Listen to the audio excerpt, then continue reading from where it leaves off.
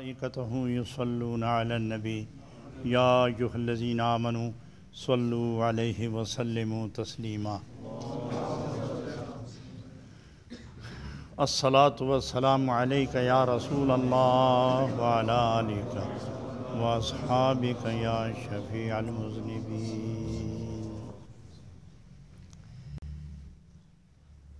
معزز حاضرین، بڑی سعادت اور بہجت افزا کیفیت ہے کہ اس ماہ مقدس میں جہاں ہر جگہ ذکر اللہ اور ذکر نبی، ارشادات قرآن اور فرمودات محمدی کے جلووں سے بیان کرنے والا اور سننے والے تمام کے سینے روشن ہو رہے ہیں۔ یہ سارا مہینہ تصوف کی جلوہ گری کا مہینہ ہے۔ از اول تا آخر یہ 29 یا 30 دن یہ تصوف کا زمانہ ہے۔ میں اصل موضوع سے ہٹنا نہیں چاہوں گا، لیکن یہ محبت والوں کی یہ مختصر، جاندار اور حسین اور پرکشش محفل کا تقاضا ہے کہ میں کوئی تمثیلات بیان کیے بغیر میں زیر نظر کتاب میرے اور آپ کے درمیان سلسلہ گفتگو کی بقا کا وسیلہ بننے والی یہ کتاب، اسے مثنوی مولانا روم کہتے ہیں۔ قرآن عظیم کے بعد، احادیث مصطفی صلی اللہ علیہ وسلم کے بعد دنیا علم و عرفان میں مثنوی کو جو مقام حاصل ہے اسے اہل دل اچھا جانتے ہیں۔ حضرت جلال الدین رومی، یہ ان کا لقب ہے، اصل نام ان کا محمد ہے۔ یہ حضرت ابوبکر صدیق رضی اللہ تعالیٰ عنہ کی اولاد میں سے ہیں۔ جلال الدین یہ آپ کا لقب ہے۔ آپ کے علمی فیضان اور جلال نے طبی استقلال اور طمانیت نے جس طرح رخ کیا، پہاڑوں کے کلیجے جر گئے، اور جس طرف آپ نے رخ کیا دل متوکل ہوئے، زبانیں شاکر ہوئیں، روحیں بیدار ہوئیں، نفس مطمئن ہوا، اور بچھڑا ہوا انسان اپنے مالک کو پانے میں کامیاب ہوا۔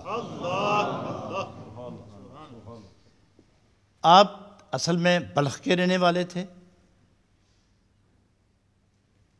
اور آپ کے والد گرامی حسین، یہ خواصم شاہ جو افغانستان سے لے کر عراق تک یہ تمام ایک ہی سلطنت تھی، اور اس سلطنت کے وہ سلطان، بادشاہ اور حاکم تھے۔ جلال الدین رومی کی والدہ ان کی صاحبزادی تھی، تو بادشاہ نے جب ان کا علمی مرتبہ اور تصوف کی جلالت اور لوگوں میں ان کا احترام و تمکنت و عظمت کا شعرہ دیکھا، تو آپ نے انتہائی حسینہ، جمیلہ، بے مثل خوبصورت، شکل کی بھی، عقل کی بھی، سیرت کی بھی، صورت کی بھی بے مثال اپنی صاحبزادی کا نکاح ان سے کروا دیا، اور ان کے اس بطن اطہر سے، اس کے پاک نفس سے حضرت جناب محمد جلال الدین رومی پیدا ہوئے۔ وہاں سے ہجرت فرمائی تو آپ نیشا پور آئے۔ نیشا پور عراق و ایران کی سرحدوں پر ایک خوبصورت ریاست ہے۔ وہاں آپ نے کچھ عرصہ قیام کیا، طبیعت اجاٹ ہوئی، مدینہ منورہ، مکہ مکرمہ، شام، عراق، نیشا پور، افغان اور بلخ کے علاقوں میں جس قدر دنیائے علم و عرفان کے سورج تھے، سب سے علمی کرنیں حاصل کیں، اور اپنے زمانے کے بے مثال، بے تاج بادشاہ اور بے مثال عالم ہوئے۔ وہاں جب نیشا پور میں ٹھہرے تو اپنے والد گرامی سے عرض کیا کہ یہاں دل نہیں لگتا، اور والد گرامی فرمانے لگے بیٹے میرے بھی یہی کیفیت ہے، چلو یہاں سے نکلتے ہیں، سیدھے قونیہ چلے آئے۔ جب قونیہ آئے تو وہیں کے ہو کے رہ گئے۔ تو جوانی کا وقت تھا، جوانی کی عمر تھی، تو آپ نے تدریس شروع کر دی، حدیث پاک پڑھانا، قرآن پاک پڑھانا، فقہ پڑھانا، اصول پڑھانا، صرف پڑھانا، نحو پڑھانا، منطق پڑھانا، تمام متداولہ علوم، 50 قسم کے علوم کے آپ عالم تھے، اور وہ آپ پڑھاتے چلے گئے۔ اور آپ نے پھر ایک کتاب لکھی، اس اشعار میں ایک کتاب لکھی، اس کتاب میں 50,000 اشعار لکھے۔ وہ ایک کتاب ہے جس میں 50,000 اشعار ہے، لیکن طبیعت میں جولانی کیفیت، جلن، تڑپ، پھڑک، سوز، گداز، جیسے کہ کسی مہمان محبوب کی آمد ہو اور آدمی بے قرار ہو۔ ابھی تک اتنے شہرا آفاق عالم ہونے کے باوجود اطمینان میسر نہ آیا۔ ادھر حضرت شمس تبریز یہ گلی گلی پھر رہے تھے کہ کوئی ملے کہ امانت دوں، میں بھی تھک گیا ہوں امانت سنبھالے سنبھالے، کوئی ملے۔ تو حضرت شمس الدین تبریز رحمۃ اللہ علیہ کو ایک درویش کامل صاحب اسرار آگاہ حق آگاہ نے چپکے سے فرمایا کہ جس کو تم تلاش کرتے ہو یہاں نہیں ملے گا، تمہیں قونیہ جانا پڑے گا، قونیہ جانا پڑے گا، اور وہ بھی ادھر بے قرار ہے، تم ادھر بے قرار ہو، جاؤ۔ حضرت شمس الدین تبریز اٹھے، کشاں کشاں دوڑتے اٹھتے، خیزاں افتاں، بھاگتے بیٹھتے لیٹتے جاگتے، دوڑتے ہوئے آپ جا رہے تھے کہ میں اپنی امانت اس کے حوالے کر دوں، اور میں اکیلا ہوں تصوف میں، اس اپنے رنگ و روپ میں، اپنی کیفیت و سرور میں تنہا ہوں، مجھے صرف ایک ہی مرید چاہیے جو مشرق سے لے کر مغرب تک میرے اس نورانی فیض کو تقسیم کر دے۔ مجھے 2 مرید بھی نہیں چاہیے، ایک ہی چاہیے، اور وہ ایک بھی ایسا ہو کہ جو سارے زمانے کے لیے کافی ہو۔ تو حکم ہوا کہ پھر قونیہ آ جاؤ۔ وہ قونیہ پہنچے، ادھر حضرت جلال الدین رومی اس انتظار میں تھے کہ آئے کوئی دل کو جلائے، کوئی محبت کا شراب پلائے، کوئی نشہ چڑھائے، کوئی پردے ہٹائے، کوئی مجھے میرے محبوب سے ملائے۔ ادھر یہ دعا کرتے گئے کہ مجھے میری مرضی کا مرید ملے، میں سارا خزانہ اس کے حوالے کروں۔ ملاقات ہوئی، اللہ غنی، حضرت شمس الدین تبریز نے پہلی ہی نظر میں ان کو اپنا محبوب بنا لیا، اور سلسلہ میں داخل کرنے کے بعد، نقشبندی سلسلے میں، قلندری سلسلے میں داخل فرمانے کے بعد بلا تأمل تاخیر دیر سارے کا سارا روحانی فیض حضرت محمد جلال الدین رومی کے سینے میں اتار دیا۔ حضرت یہ کبھی نظر سے فیض چلتا ہے، کبھی زبان سے، کچھ کہا تو گل کھل گیا، یا دیکھا تو بستیاں آباد ہو گئیں، یا اس کو پکڑ کے سینے سے لگایا، سارے حجابات ہٹائے اور مقام عرفہ و اعلیٰ پہ فائز کر دیا۔ جیسے سید عالم صلی اللہ علیہ وسلم نے فرمایا ما صب اللہ فی قلبی سببتہ فی قلب ابی بکر صدیق رضی اللہ تعالی عنہ، جو اللہ نے میرے سینے میں ڈالا ہے میں نے سارے کا سارا صدیق اکبر کے سینے میں ڈال دیا ہے۔ تو گوئے یہ سینہ بسینہ فیضان یوں تقسیم ہوتے ہیں کہ جس طرح ادھر صدیق اکبر کے سینے میں فیضان نبوت منتقل ہوا، اسی صدیق اکبر کی اولاد میں سے جلال الدین رومی کے سینے میں شمس الدین تبریزی نے سارا فیضان اتار دیا۔ حضرات گرامی، اب پڑھنا جلسے جلوس، تقاریر اور ہزاروں اور سینکڑوں کے اجتماع میں درس و دروس کا سلسلہ یہ تو ہوا ختم۔ اب پریشانی، حیرانی اور طلب بڑھتی چلی گئی، آگ لگتی گئی، طلب بڑھتی گئی، طلب پھڑک کا جو سلسلہ شروع ہوا، اللہ غنی۔ حضرات اس موقع پر حضرت شمس الدین تبریز حالات دیکھے تو غائب ہو گئے. وہ کونیا سے نکلے دمشق چلے گئے, شام کے علاقے میں چلے گئے.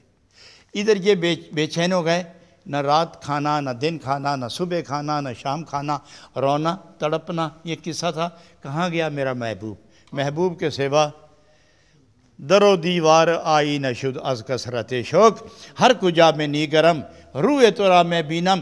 محبت جب انتہا پر پہنچ جائے تو پھر در و دیوار شیشہ بن جاتے ہیں اور اس میں بھی محبوب کی صورت نظر آتی ہے. اور جب اس طرح بڑھتا گیا شوق محبت کی جولانیاں بڑھتی چلی گئیں, طوفانوں ہی جان بڑھتے چلے گئے, تو لوگوں نے چاہا کہ ہم حضرت شمس الدین تبریز کو ہم دمشق سے واپس لائیں. بہرحال ایک دفعہ بڑی مشکل سے راضی کر کے ان کو لایا گیا. لوگ ناراض تھے کہ ہزاروں انسانوں کو درس قرآن و درس حدیث دینے والا اور محبت کی مے پلانے والے کو کس طرح مدہوش و قلندر و مجذوب کر کے رکھ دیا ہے کہ بات کرو ایک تو جواب دیتے ہیں وہ کوئی اور جو ہماری سمجھ سے بالاتر ہوتا ہے. الغرض لوگ ان کے مخالف مگر آئے, اور حضرت شمس الدین تبریز پھر آ کے ایسے گم ہوئے کہ کسی کو ساری زندگی نہیں ملے. بعض نے کہا کہ مولانا روم کے صاحبزادے نے ان کو قتل کر دیا تھا, اور بعض کہتے ہیں کہ وہ از خود غائب ہو گئے تھے. لیکن باہر کہ اس قسم کی تاریخی شواہد, اس قسم کے تاریخی شواہد موجود ہیں. لیکن اس دوران ایک مست آواز, ایک دلوں کو ہلا دینے والی آواز, پگھلا دینے والی آواز, زنجیر ڈال دینے والی آواز سنی تو دیکھا کہ کوئی آدمی بنسری بجا رہا ہے. تو آپ نے اسی وقت دیکھا بشنوز نہ چوں حکایت میں کنت. اور مثنوی شریف کا سب سے پہلا شعر جو ہے وہ بھی یہی ہے, بشنوز نہ چوں حکایت میں کنت وز جدائی ہا شکایت می کند. تو گویا یہ آغاز شعر یہی ہے, اسی سے آپ نے اس کتاب کا اپنے جذبات کا آغاز فرمایا. تو آپ بڑے پیار سے لکھتے ہیں, بشنوز نہ چوں حکایت می کند وز جدائی ہا شکایت میں کند. اور پڑھنے والے اکثر لوگ جو وجد و حال میں پڑھتے ہیں وہ تو بڑی لے سے بڑے ترنم سے پڑھتے ہیں, لیکن میں بہرحال ان کی نقل کرتے ہوئے میں تھوڑا سا انداز بدل کے بات کرتا ہوں. بشنوز نہ چوں حکایت می کند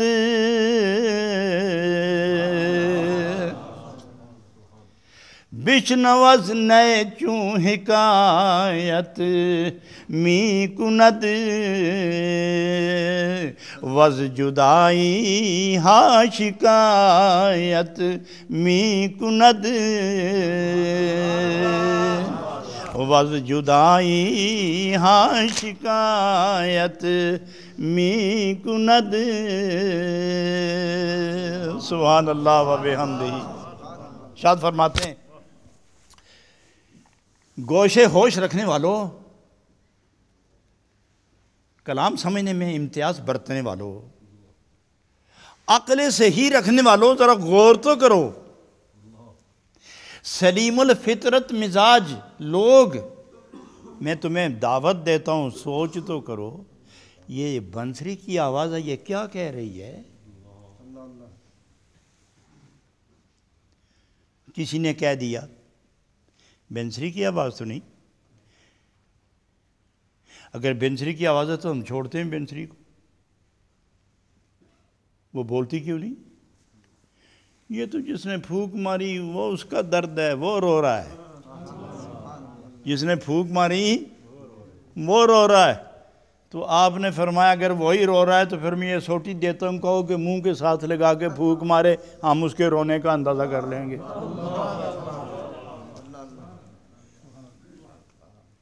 اور پھر یہ چھوٹی سی لکڑ ہے, کوئی فٹ, سوا فٹ, 1.5 فٹ سے لمبی یہ نہیں ہوتی, اور 1 انچ موٹی ہوتی ہے, 1.5 فٹ لمبی ہوتی. یہ اس درخت میں سے جس کا وہ تنا بہت صاف ہو, باریک چھلکا ہو, تنا بہت صاف ہو, داغدار نہ ہو, اس کو کاٹتے ہیں اور سائے میں خشک کرتے ہیں.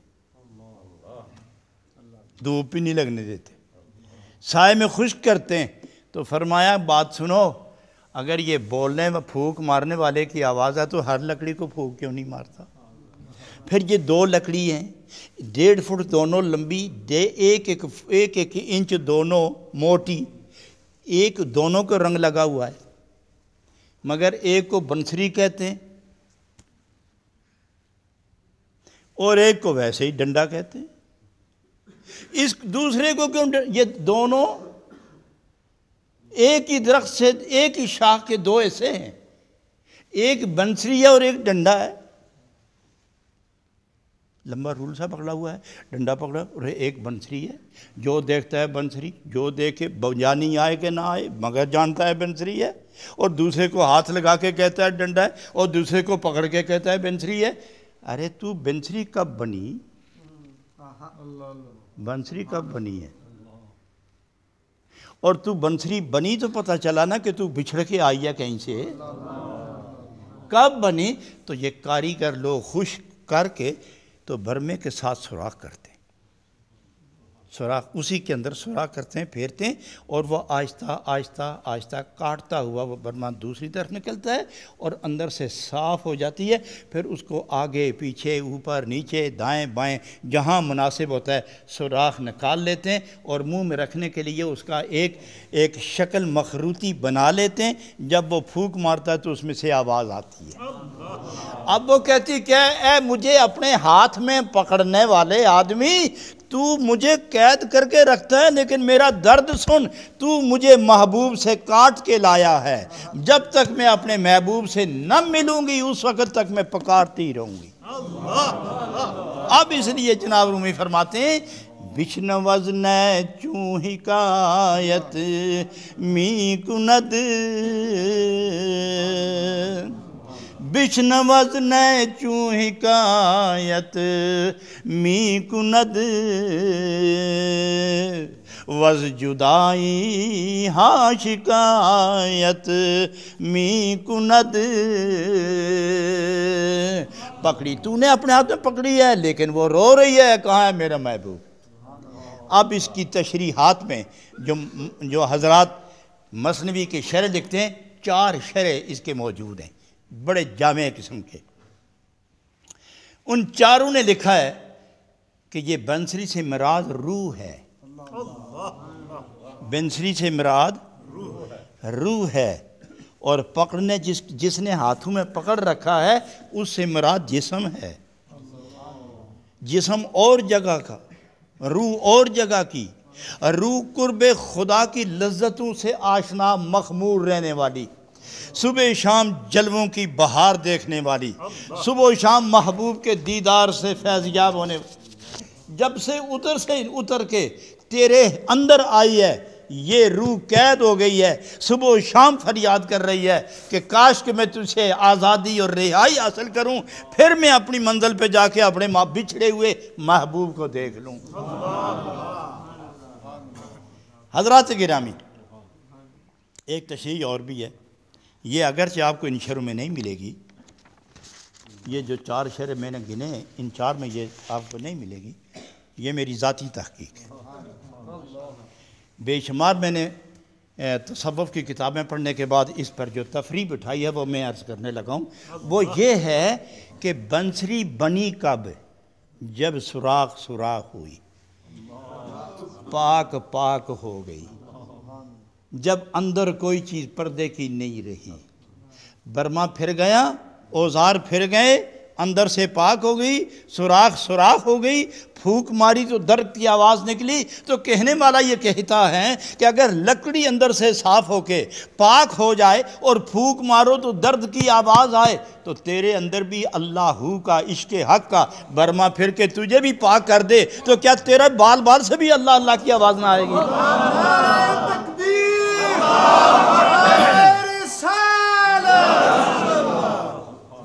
اللہ اللہ اللہ۔ اور اس مقام پر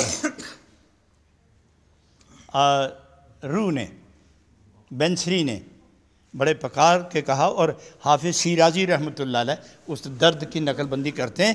آپ فرماتے ہیں خرما روز کزی منزل ویراں بردم،